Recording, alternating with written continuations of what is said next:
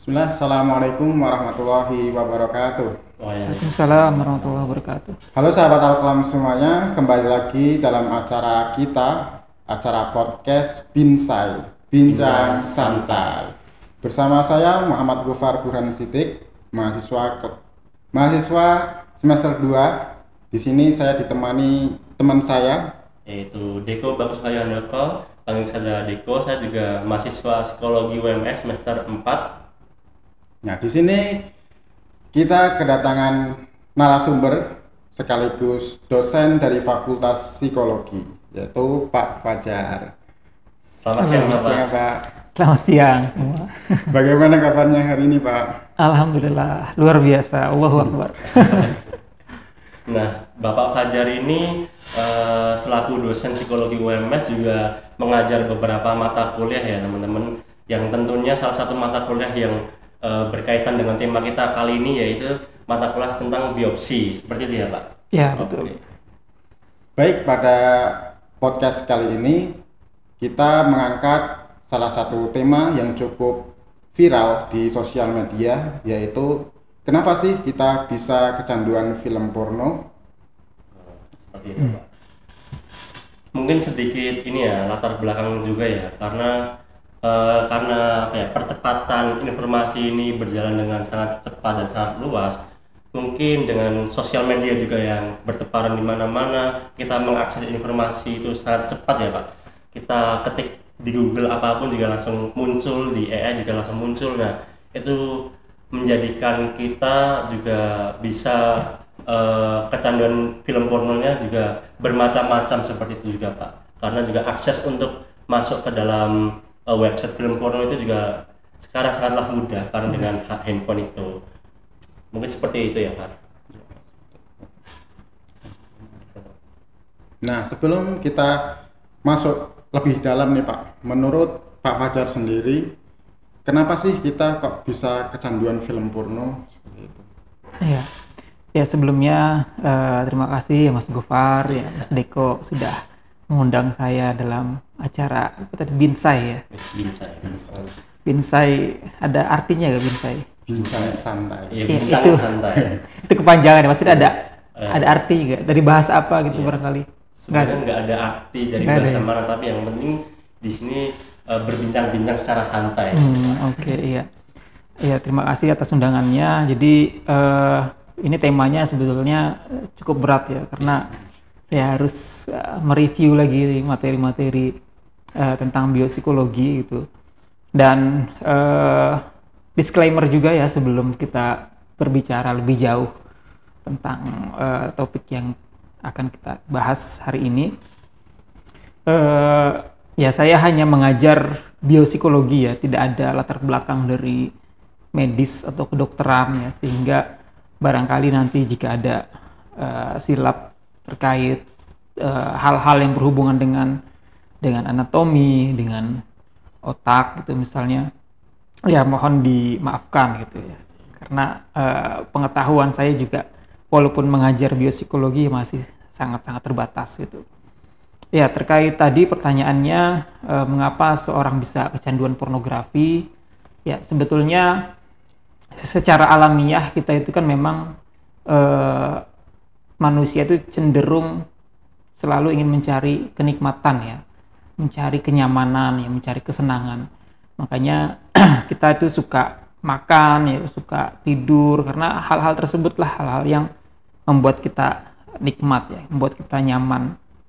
Terus kemudian juga bagi yang sudah menikah juga ada hubungan biologis ya antar lawan jenis, itu juga sebagai ya salah satu kebutuhan manusia juga yang mencari kenikmatan gitu.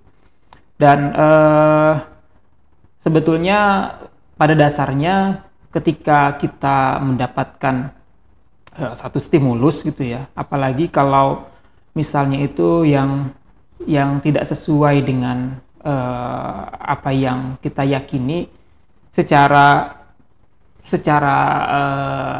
otomatis kita tuh akan merasa tidak nyaman dengan hal tersebut. Ya, seperti misalnya teman-teman mungkin misalnya pernah mendatangi satu tempat yang di situ membunyikan suara yang keras, misalnya di konser gitu, kan itu kan tidak membuat kita nyaman ya. Tapi lama-kelamaan kita bisa beradaptasi telinga kita dengan suara yang keras tersebut. Begitu juga dengan dengan pornografi. Pada awalnya secara alamiah kita tuh merasa jijik dengan hal tersebut gitu. Tapi di saat yang sama kita juga merasa ingin tahu terhadap hal tersebut ya, hal yang kita tonton itu. Ada sensasi kesenangan dari tontonan tersebut. Dan ketika itu sebetulnya menjadi fase yang sangat menentukan ya, antara kita jijik terus kemudian beralih dari tontonan tersebut ke tontonan yang lain atau menutup layar kita, atau kita tetap stay pada tontonan tersebut. Jika kita beralih ya, kita misalnya punya norma-norma yang kita pegang ya, ada norma sosial ya, terutama kita sebagai muslim ada ada norma agama ya, yang di situ adalah perbuatan dosa dan seterusnya. Ya, kita akan terlindungi dari fitnah pornografi itu. Kita akan tetap berpegangan pada bahwa konten-konten tersebut adalah hal-hal yang menjijikan itu. Tapi ketika kita tidak berpegang pada norma-norma tadi ya, norma agama, norma sosial, kita tetap pada kesenangan yang sesaat itu, maka ya lama-kelamaan hal itu akan menjadi biasa. Yang awalnya itu adalah jijik, terus lama-kelamaan itu bahkan menjadi kesenangan gitu, karena ketika kita melihat pornografi ada suntikan dopamin ya di otak kita ya, yang kemudian dopamin itu kan teman-teman sudah belajar di biopsikologi ya, untuk kesenangan ya, untuk kenyamanan dan seterusnya, yang pada akhirnya membuat kita ingin terus-menerus untuk menyaksikan film tersebut. Jadi seperti itu. Oke, baik Pak. Berarti awal mulanya itu karena suatu hal itu menimbulkan kebahagiaan itu ya Pak. Kalau kita pengen karena dopamin boost tadi ya Pak. Baik. Nah, dari Pak Fajar sendiri itu ada nggak sih kayak indikator-indikator psikologis ya, secara psikologis orang itu kecanduan film porno misalnya? Karena kan biar mungkin teman-teman yang nonton nanti juga bisa mengidentifikasi dirinya sendiri bahwa ini tuh sudah mencapai kategori kecanduan atau belum, kan biar bisa diatasi gitu. Iya. Yang paling kelihatan mungkin dari kontrol diri ya, self control. Karena begini, pornografi itu kan bahaya terberatnya itu adalah salah satunya dapat merusak bagian lobus frontal kita ya, terutama di bagian prefrontal cortex. Teman-teman tentunya sudah mempelajari itu ya, bahwa di otak kita itu terbagi menjadi beberapa lobus itu, di antara yang cukup penting, semuanya penting ya, tapi di antara yang menjadi pilar dari berbagai macam aktivitas kita itu adalah lobus frontal, yang di situ ada fungsi eksekutif untuk merencanakan, terutama di bagian prefrontal cortex ya, merencanakan, terus kemudian menimbang benar dan salah ya, kemudian juga mengevaluasi ya, mengontrol diri, itu semua ada di bagian prefrontal cortex kita. Nah, permasalahannya adalah orang-orang yang kecanduan pornografi itu karena suntikan dopamin yang terus-menerus ya, dalam jangka waktu yang terus-menerus dalam jangka waktu lama, itu membuat lama-kelamaan bagian prefrontal cortex kita itu semakin menyusut ya, volumenya semakin menyusut, dan pada akhirnya kita kehilangan fungsi-fungsi eksekutif tadi yang saya sebutkan, fungsi dalam mengevaluasi ya, terus kemudian berpikir ya, menganalisis, termasuk juga mengontrol diri kita. Jadi kita tidak bisa mengontrol nih kalau misalnya ada emosi marah gitu, ingin marah kepada seseorang gitu, tiba-tiba langsung aja marah gitu tanpa memperhatikan perasaan orang tersebut gitu misalnya. Atau bahkan melakukan agresivitas itu, ketika dia marah terus kemudian pengen mukul, langsung aja mukul orang gitu tanpa mempertimbangkan bagaimana nanti efeknya setelah dia memukul. Ya itu karena tadi bagian prefrontal cortex itu semakin menyusut. Jadi dia tidak bisa mengevaluasi nanti kalau saya mukul dia akan balik mukul saya, kita akan ribut, kemudian orang-orang akan menghubungi saya dan seterusnya gitu. Ada banyak sekali sebetulnya efek-efek yang ditimbulkan akibat agresivitas tersebut. Nah, itu dia tidak bisa mengevaluasi sampai di situ karena sudah kerusakan di bagian prefrontal cortex-nya. Itu yang kontrol diri. Berarti salah satu indikatornya itu kontrol dirinya rendah ya gitu ya Pak. Dan juga pemikirannya tentang evaluasi, analisis itu juga berkurang ya Pak. Ini apakah juga berkaitan dengan bisa berkurangnya empati seseorang itu Pak? Iya. Ya, itu tadi ya salah satunya saya bilang. Ada banyak sebetulnya selain kontrol diri, terus juga kemudian juga tidak sulit untuk berkonsentrasi ya. Terus kemudian juga cenderung untuk mencari berbagai macam kepuasan yang lain ya, karena tidak cukup terpuaskan dengan satu hal, dia akan mencari kepuasan yang terutama dalam konten-konten pornografi itu ya. Ya karena tadi dia tidak bisa menimbang baik buruk ya, tidak bisa mengevaluasi, pada akhirnya juga dia ya kehilangan empati pada orang lain. Berarti dampaknya ini sama seperti orang ketika kecanduan narkoba gitu ya Pak? Ya. Bahkan lebih parah lagi. Iya, bahkan lebih parah memang daripada kecanduan narkoba. Itu ada risetnya yang menunjukkan bahwa kerusakan otak akibat pornografi jauh lebih parah dibandingkan narkoba, jauh lebih parah dengan kecelakaan kendaraan bermotor ya, kerusakannya itu. Kerusakan yang dimaksud itu kayak kerusakan gimana Pak? Apakah pengaruh terhadap yang tadi kontrol dirinya atau bagaimana Pak? Iya, terutama tadi di bagian prefrontal cortex-nya ya, karena tadi memang ketika dia mencandui sesuatu, tadi ya, terutama pornografi ya, dopamin itu terus-menerus dilepaskan karena dia kan ingin selalu mencari kesenangan ya. Pertama misalnya gini, ketika dia melihat satu konten pornografi gitu, berdurasi misalnya 5 menit, dia sudah merasa senang gitu. Tapi dalam jangka waktu tertentu, dengan durasi tersebut dia tidak cukup. Akhirnya ditambah durasi menjadi 10 menit. Dalam waktu tertentu 10 menit nggak cukup, tambah lagi 20 menit. Dan itu kan terus-menerus kan, yang awalnya misalnya anggaplah dopamin yang dikeluarkan itu adalah saya tidak tahu ya ukuran dopamin itu apakah mililiter atau berapa gitu. Anggaplah misalnya 10 gitu. Yeah. Terus kemudian dikeluarkan menjadi 15, dikeluarkan menjadi 20 gitu lama kelamaan. Dan itu yang pada akhirnya membuat membanjiri otak kita, membanjiri otak depan kita sehingga menurunkan fungsi dari bagian prefrontal cortex itu tadi. Berarti kecanduan film porno itu sifatnya lebih destruktif ya Pak untuk otaknya itu sendiri ketimbang yang narkoba tadi ya dan dan sebagainya. Apalagi untuk pemuda ya, yang mana pemuda itu kan masih sebetulnya juga masih dalam tahap perkembangan otak ya. Ada rujukan yang menyebutkan bahwa otak manusia itu terus berkembang sampai usia 25 tahun, terutama di bagian lobus frontalnya ya. Ketika di bawah usia 25 tahun banyak menghabiskan untuk konten-konten yang negatif seperti pornografi tadi, maka ya otomatis perkembangan otak prefrontal cortex-nya itu tidak menjadi sempurna gitu.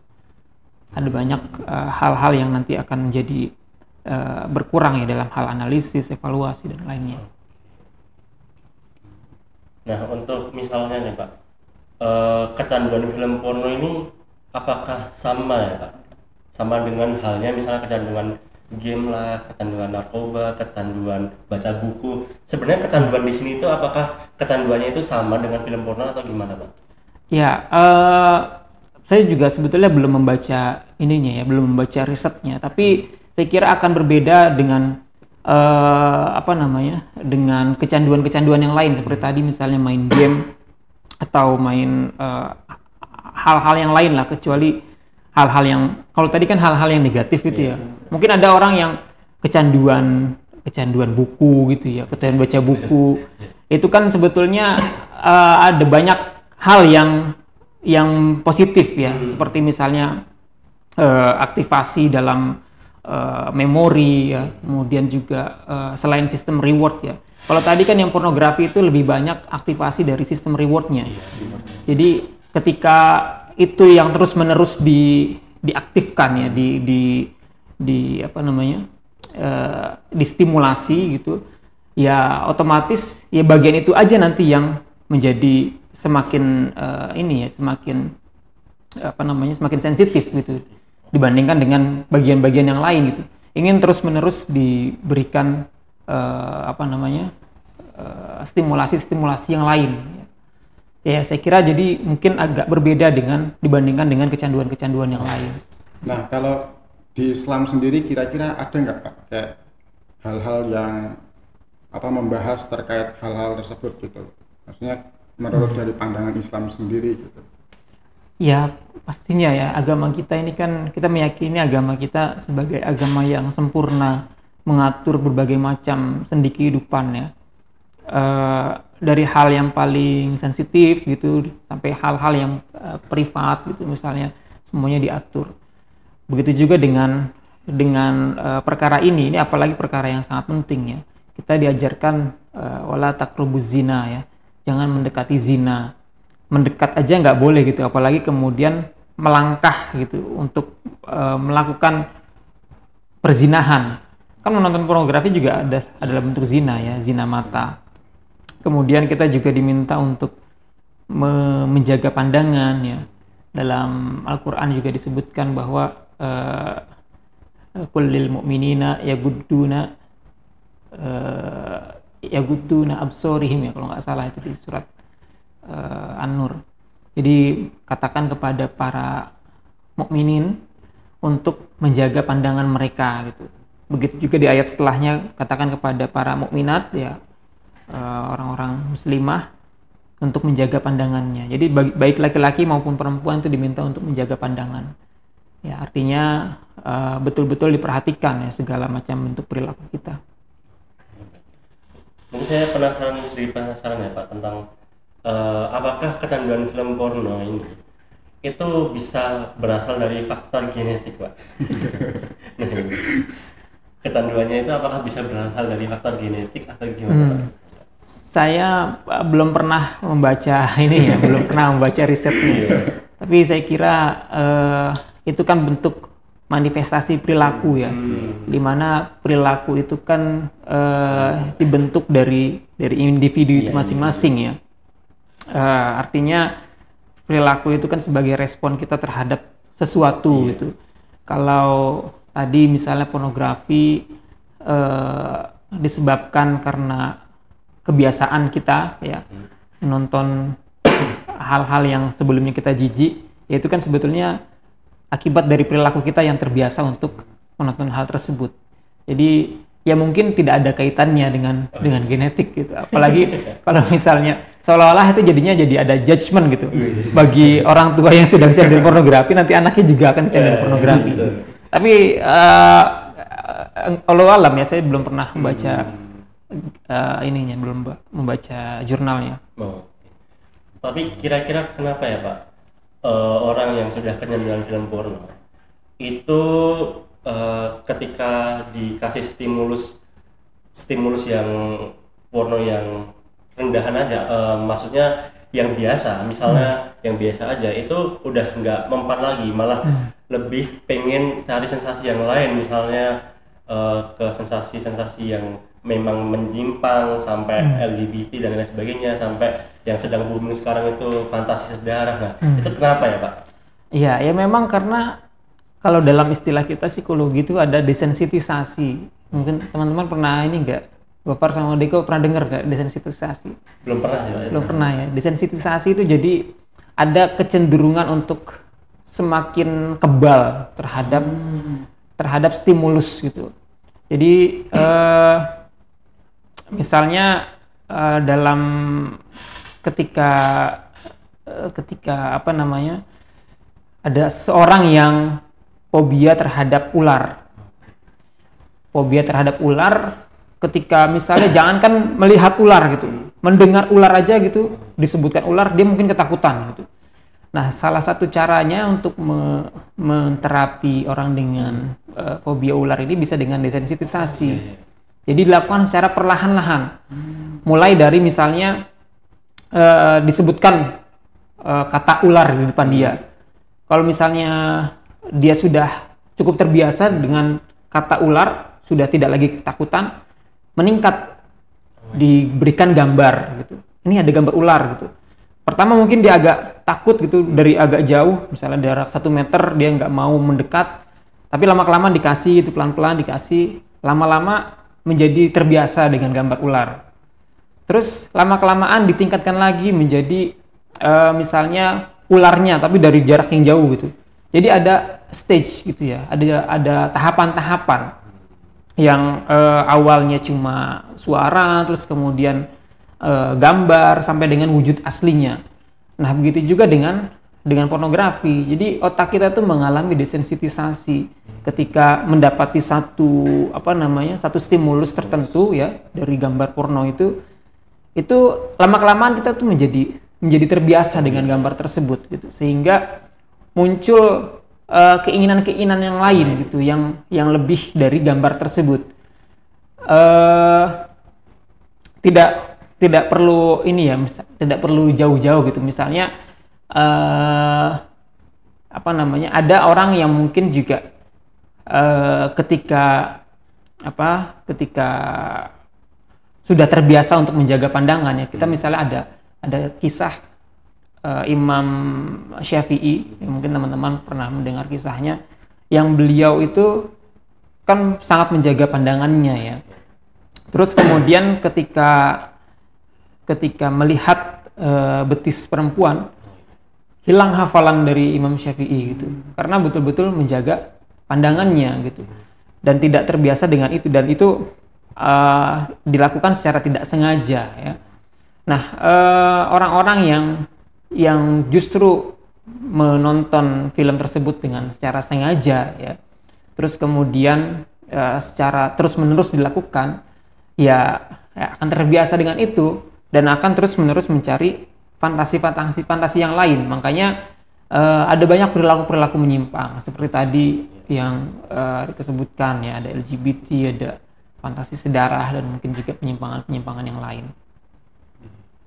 Tapi di era sekarang ini tuh kan gimana ya, kayak tadi kan Islam mengajarkan untuk menjaga pandangan kan Pak. Tapi sekarang itu malah kebalikannya gitu. Jadi semua itu dipertontonkan hanya demi sebuah konten agar kontennya itu viral gitu dan mendapatkan istilahnya viewers yang banyak gitu kan. Nah, jadi kayak kebalikannya apa yang sebenarnya harus ditinggalkan malah dilakukan gitu. Iya, gimana? Maksudnya pertanyaannya gimana nih? Jadi kira-kira kayak untuk di era sekarang ini itu kan cara untuk tetap menjaga pandangan itu bagaimana? Susah gitu jadinya ya, karena ya memang itu tantangan zaman sekarang ya. Kita itu hidup di era yang seperti ini memang. Buka HP, ada banyak orang joget-joget gitu kan ya. Banyak perempuan yang membuka auratnya gitu. Ya, itu bagaimana diri kita dalam menjaga ya. Ada mungkin bisa menggunakan fitur-fitur di medsos itu kan, bisa dengan blog gitu misalnya kan. Kalau memang kita punya kontrol diri yang kuat ya, kita bisa ngeblok konten-konten tersebut gitu. Terus kemudian juga sebetulnya kan di antara medsos itu juga seringnya kemunculan konten-konten tersebut karena aktivitas kita ya. Kadang kan juga algoritmanya kan seperti itu. Kalau memang kita tidak mengakses konten-konten tersebut, mungkin tidak akan muncul. Kalau kita seringnya mengakses misalnya konten-konten kajian gitu, ya mungkin muncul ada di beranda kita itu adalah ya konten-konten kajian gitu. Jadi ya sebaik mungkin bagi kita untuk mengontrol diri ya, lakukan sebisanya tadi dengan ngeblok gitu. Ya Allah tahu ikhtiar kita tuh sampai mana gitu. Sekuat apa ikhtiar kita, nanti Allah yang membantu kita, melindungi kita. Nah, kalau semisal individu atau orang itu sudah berada di tingkat kecanduan banget film porno seperti itu Pak. Nah kayak gitu gimana ya Pak, solusi apakah bisa kembali ke normalnya atau enggak Pak? Ya sangat bisa. Ya setiap penyimpangan saya kira bisa dikembalikan ke bentuk normalnya ya. Ada banyak caranya sebetulnya kalau dalam ya psikologi tadi. Yang pertama sebetulnya niat ya. Perlu dikuatkan dulu niatnya, memang betul-betul bertekad ingin berhenti dari kecanduan tersebut, dan niatkan memang ini untuk ibadah ya, artinya untuk menjauhi larangan-larangan Allah gitu. Terus kemudian juga menjaga pandangan dan seterusnya. Kemudian kalau dalam psikologi itu misalnya ada CBT ya, cognitive behavioral therapy. Kita bisa misalnya mengondisikan pikiran kita bahwa kesenangan itu kita dapatkan dengan cara-cara lain yang lebih positif ya. Kalau kita sebelumnya orang-orang yang kecanduan pornografi mungkin dalam pola pikirnya itu hanya saya bisa senang kalau menonton film porno gitu. Coba untuk diubah pola pikirnya bahwa kesenangan yang saya dapatkan itu juga bisa dari hal-hal yang lain ya. Bisa dari olahraga, bisa dari misalnya berkumpul dengan teman-teman ya, dan seterusnya. Jadi bisa mengambil hal-hal yang positif. Terus kemudian kita juga bisa melakukan pengontrolan terhadap misalnya device kita ya, ngeblok misalnya aplikasi-aplikasi yang berhubungan dengan hal tersebut, atau membuat, kan bisa tuh ya di website itu misalnya kita atur di Google Chrome, kita ada ekstensi yang untuk ngeblok hal-hal yang berbau pornografi gitu misalnya. Atau juga tadi seperti yang saya bilang, ngeblok konten-konten yang mungkin menjurus pada pornografi di medsos kita ya. Terus kemudian juga mencari hal-hal yang positif gitu. Jadi mungkin banyak di antara pecandu pornografi yang cenderung banyak menghabiskan waktunya sendiri gitu, sendirian di kamar gitu misalnya, terus kemudian mengakses konten-konten pornografi. Cobalah untuk melakukan hal-hal positif yang lain, berhubungan dengan teman-teman gitu, di dunia nyata ya. Jadi ada social connectedness ya, ada keterhubungan dengan dunia sosial, dengan masyarakat gitu ya. Terus kemudian juga melakukan hal-hal yang positif yang lainnya ya, seperti misalnya mengikuti kajian atau mengikuti sebagai relawan gitu misalnya, atau kegiatan-kegiatan yang lain. Saya jadi penasaran nih Mbak, tadi kan salah satu saran yang disebutkan itu kan berinteraksi dengan orang lain lah, dengan orang banyak, dengan teman-teman. Nah, apakah orang dengan kecanduan film porno itu salah satu indikasinya senang untuk menyendiri, Pak? Nah, seperti itu. Ya, kan orang itu biasanya kan menonton film porno itu kan sendirian ya. Iya kan? Dia kan nggak mau kelihatan orang lain kan. Otomatis juga akan mencari tempat sendiri gitu. Dan di tempat sendiri itulah juga setan itu kan semakin gampang untuk mempengaruhi ya. Iwaswisu fi sudurin nas ya, dibikin was-was dalam dadanya itu untuk kalau nggak nonton ini nggak nyaman gitu, nggak tenang jadinya. Jadi kayak gitu. Saya kira ya itu menjadi hal yang lumrah gitu di banyak kalangan pecandu. Dan tadi Pak, masalah untuk menghindari hal tersebut mungkin bisa dialihkan dengan hal-hal yang lebih positif lagi. Nah, dalam manusia itu kan ada yang namanya iman, dan iman itu kadang naik turun kan. Jadi mungkin ketika waktu iman kita naik, mungkin kita bisa menghindari itu. Tapi ketika mungkin iman kita sedang turun, itu pasti ya ada keinginan untuk tetap untuk menonton hal tersebut gitu. Nah, kira-kira kalau semisal waktu ketika iman kita sedang turun, itu bagaimana agar kita tetap bisa menahan agar tidak menonton film itu? Iya, kalau dalam psikologi misalnya ada teori behavioris itu ya, yang sistem reward punishment gitu. Coba aja dibikin punishment gitu untuk kita. Kalau misalnya nonton pornografi, misalnya punishmentnya itu adalah sedekah gitu, 100.000 gitu, atau sedekah 50% dari uang jajan 1 bulan gitu. Jadi seperti itu. Terus juga bisa bisa meminta teman sebagai pengontrol ya. Ada, kalau nggak salah juga ada semacam peer group gitu ya, untuk membantu teman-teman yang sudah menjadi pecandu pornografi untuk lepas dari situ. Kalau nggak salah ada di medsos itu, kalau nggak salah ada ininya, ada peer groupnya. Jadi di situ nanti bisa membuat kelompok yang bisa saling menguatkan gitu. Ketika sudah lemah ini pertahanan ya, sudah mulai goyah gitu, itu bisa dikuatkan oleh teman gitu. Terus juga kalau dalam Islam itu kan bisa kita diminta untuk berpuasa ya. Ketika tidak mampu mengendalikan hawa nafsu ya, pilihannya itu adalah berpuasa. Ketika belum mampu untuk menikah ya, belum siap untuk menikah ya, kita diminta untuk berpuasa. Nah, ini menanggapi dari puasa sendiri, Pak. Ini apakah kira-kira hubungannya antara puasa dengan menahan hawa nafsu itu bagaimana mekanismenya gitu loh? Iya, di puasa itu kan kita diminta menjaga banyak hal kan ya. Diminta menjaga makan, yang tidak makan, tidak minum, termasuk juga tidak melakukan hal-hal yang menyebabkan berdosa kan. Seperti tadi menjaga pandangan dan seterusnya. Jadi kita itu teralihkan ya dari keinginan-keinginan hawa nafsu yang tadi memuncak itu. Terus kemudian karena ada mekanisme kontrol dari puasa tadi ya, syariat-syariat yang harus kita patuhi, ya pada akhirnya kita memindahkan ya dari hawa nafsu tadi yang bergelora gitu menjadi tidak bergelora lagi, karena kita sudah ada batasan tadi. Dan sifat hawa nafsu itu sebetulnya sangat-sangat sangat-sangat terbatas oleh waktu gitu. Jadi sangat-sangat pendek sebetulnya.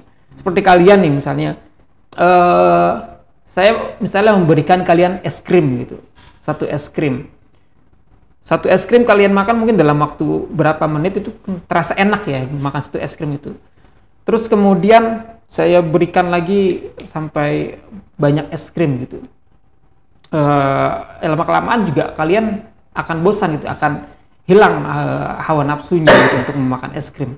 Ya, begitu juga dengan itu, ketika itu kita hindari ya, itu akan hilang gitu. Kalau kita marah ya, ketika kita marah kita diminta untuk, ada di hadisnya itu ya, ketika marah kita diminta, kalau dalam keadaan berdiri kita diminta untuk duduk ya, ketika duduk kita diminta untuk berbaring. Itu kan sebetulnya juga sebagai mekanisme pengalihan ya, pengalihan dari nafsu untuk memarahi seseorang gitu menjadi hal yang lain gitu. Kita dialihkan, di shifting dari satu emosi tadi yang bergejolak tadi. Begitu juga dengan hawa nafsu dari pornografi tadi, kita dialihkan dari gelora hawa nafsu kepada hal-hal yang lebih positif tadi ya dengan beribadah puasa itu tadi ya.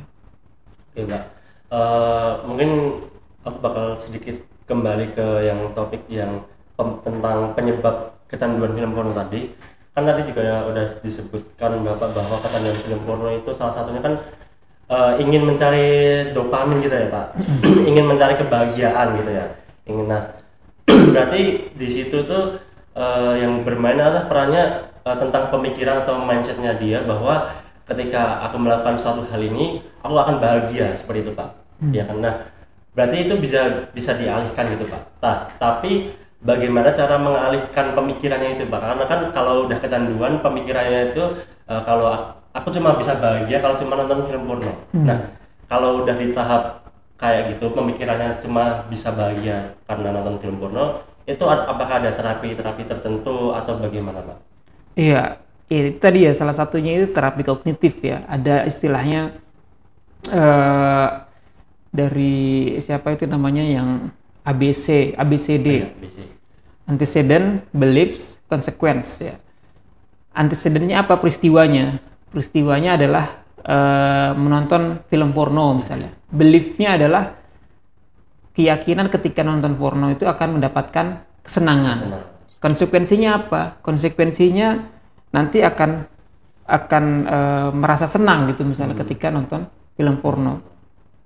Dan itu konsekuensi lainnya kita akan merasa semakin bersalah gitu, terus kemudian merasa ya mungkin juga akan menjadi mencantui narkoba itu. Nah ini nanti mungkin bisa direstrukturisasi ya kognitifnya. Antecedennya tadi menonton film porno, beliefnya kita meyakini bahwa dengan menonton film porno ini saya akan menjadi semakin individu yang semakin berdosa gitu misalnya. Terus kemudian semakin tidak bersemangat dalam menjalani kehidupan ya. Terus kemudian hal-hal yang lain yang membuat itu menjadi negatif gitu. Nah konsekuensinya nanti akan menjauhi film porno tadi. Dan memang ini tidak mudah gitu. Memang ini membutuhkan waktu ya. Dan kalau memang dalam kondisi yang sudah sangat ekstrim ya butuh bantuan profesional juga ya. Karena hal ini menjadi isu yang begitu masif gitu ya sekarang ini ya. Seperti tadi teman-teman bilang bahwa akses terhadap pornografi itu menjadi semakin mudah gitu ya. Semuanya itu bisa mengaksesnya dalam gadget kita masing-masing. Dan bahkan dari tidak hanya konten-konten yang memang betul-betul pornografi, tapi juga konten-konten yang lain. Seperti tadi misalnya joget-joget, nari-nari gitu kan. Itu juga kan mungkin menimbulkan sensualitas gitu. Terus juga dari game gitu ya, mungkin dari karakter-karakter di game tersebut yang pakaiannya mungkin terbuka gitu. Itu menjadi semakin sulit itu. Dan kalau memang sudah semakin sulit untuk lepas dari itu ya butuh pertolongan dari profesional, dari psikolog untuk memodifikasi perilaku. Kalau semisal udah kecanduan dengan hal-hal seperti itu tuh kira-kira yang harus diperbaiki terlebih dahulu itu apa dulu nih Pak? Apakah pikirannya dulu atau tontonannya terlebih dahulu? Ya semuanya itu harus dalam satu waktu itu ini ya beriringan gitu. Jadi tidak bisa pikiran tapi ternyata kita tetap nonton itu. Pikirannya udah berganti tapi tetap nonton itu kan nggak gitu juga gitu. Jadi semuanya itu harus bersamaan gitu. Walaupun mindset itu menjadi sangat penting ya. Ketika kita sudah hilang akal kita ya untuk mencari kesenangan yang lain di selain pornografi, ya itu menjadi sangat-sangat berat gitu bagi kita. Makanya tadi saya tekankan bahwa harus dengan tekad yang kuat ya, harus dengan niat yang betul-betul kuat bahwa saya itu ingin ingin sembuh dari kecanduan pornografi. Nanti kalau memang Allah kan melihat niat kita ya, melihat tekad kita seperti apa, ikhtiar kita. Nanti akan ada pertolongan dari Allah gitu.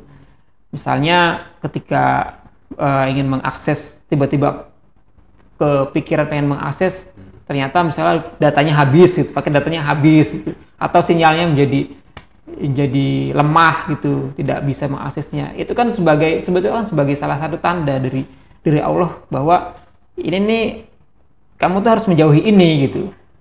Nah kadang orang ketika nafsunya begitu bergelora dikasih tanda-tanda kayak gitu tuh nggak berhenti gitu, malah terus kemudian mencari alternatif lain gitu, sehingga terpenuhi kebutuhannya sampai kemudian dia sudah menonton terus kemudian merasa puas dengan tontonan tersebut dan setelah selesai itu merasa berdosa lagi ya, setelah menonton film tersebut.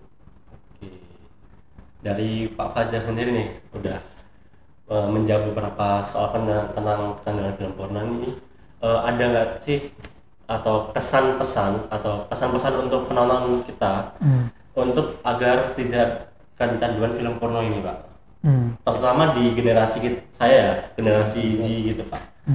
Ya sebetulnya ini masalah umum ya, nggak cuma Gen Z aja tapi juga Gen Y gitu. Bahkan tadi Deko juga bilang di Fantasi Sedarah itu banyak bapak-bapak ya. Jadi ini sebetulnya isu yang global gitu dihadapi berbagai macam generasi. Jadi ya pesan saya untuk semua ya, juga untuk diri saya sendiri gitu. Pertama, cobalah untuk menjaga pandangannya, karena dari pandangan itu bisa rusak gitu semuanya.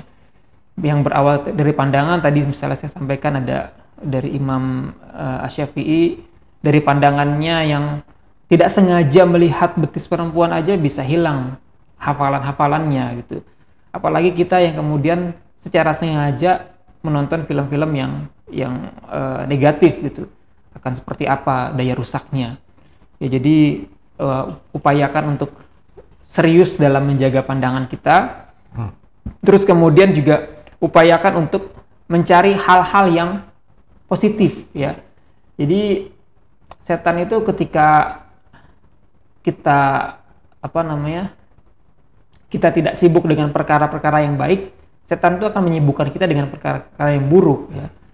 Ya, ketika kita tidak sibuk dengan perkara-perkara yang positif, setan akan menyibukkan kita dengan perkara-perkara yang negatif gitu. Makanya harus banyak beraktivitas ya. Kebanyakan sekarang orang meromantisasi introvert gitu dalam tanda kutip. Jadi seolah-olah tidak mau terhubung dengan dunia sosial karena dirinya introvert gitu, merasa introvert terus kemudian mengurung diri di kamar. Nah, di kamar itulah nanti banyak bisikan-bisikan ya dari setan itu untuk mengakses hal-hal macam-macam gitu. Cobalah untuk banyak melakukan hal-hal yang positif ya, terhubung dengan dunia luar ya, dengan masyarakat, dengan lingkungan ya. Terus kemudian juga banyak melakukan ibadah-ibadah ya, mendekatkan diri kepada Allah. Karena ibadah-ibadah yang kita lakukan itu kan seperti sholat misalnya, inna sholata tanha 'anil fahsya'i wal munkar ya, bahwa sholat itu mencegah kita dari perbuatan keji dan mungkar selama sholat itu dilakukan dengan penuh khusyuan ya, dengan tumakninah dan seterusnya.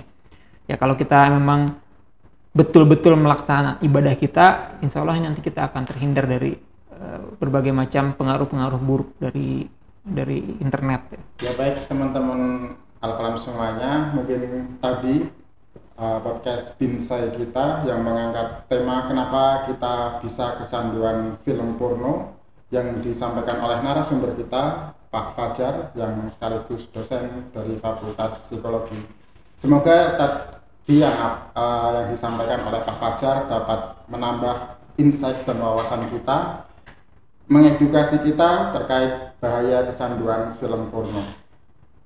Mungkin sebelum ditutup kita akan nambahin beberapa konklusi aja ya daripada kecanduan film porno ini. Kan tadi yang sudah disampaikan memang sifatnya itu sangat destruktif terhadap otak kita ya Pak, terutama kalau dalam otak itu bagian lobus frontalnya itu ya Pak, yang dimana itu berperan penting dalam analisis masalah, pengambilan keputusan, dan lain sebagainya. Dan ini juga menjadi salah satu hal yang penting bagi kehidupan kita. Ketika organ itu bermasalah, tentunya hidup kita akan juga bermasalah juga, seperti itu ya Pak. Dan tadi juga sudah disebutkan beberapa penyebabnya. Tadi kan juga kecanduan film porno ini juga karena ini ya, kita mencari kebahagiaan, mencari dopamin gitu ya. Dan itu juga bisa diatasi dengan mencari dopamin yang lainnya atau dialihkan gitu ya.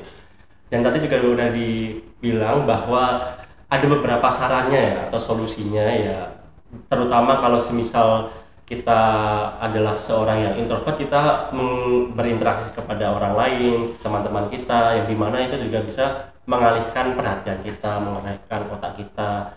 Juga tadi dalam sisi psikologisnya juga sudah ada sarannya, dan juga dalam sisi Islamnya juga ya tadi ya, yang paling mudah ya itu mengalihkan pandangan kita ya, meskipun memang susah ya Pak di zaman sekarang ini sangat beredar di mana-mana ya seperti itulah. Kalau kita melihat sosial media, orang joget-joget itu sudah bertebaran, dan itu sebenarnya juga bisa kita cegah ya dengan memblokir dan lain sebagainya.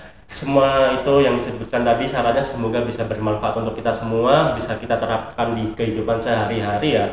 Dan kecanduan ini semoga semoga isu kecanduan film porno ini hanya berhenti di fantasi sejarah ini aja, jangan sampai ada fantasi-fantasi yang lainnya, karena fantasi sejarah yang sudah terlalu parah Pak, sudah terlalu parah sampai anaknya sendiri difantasiin, itu sudah lebih dari binatang ya Pak itu Pak.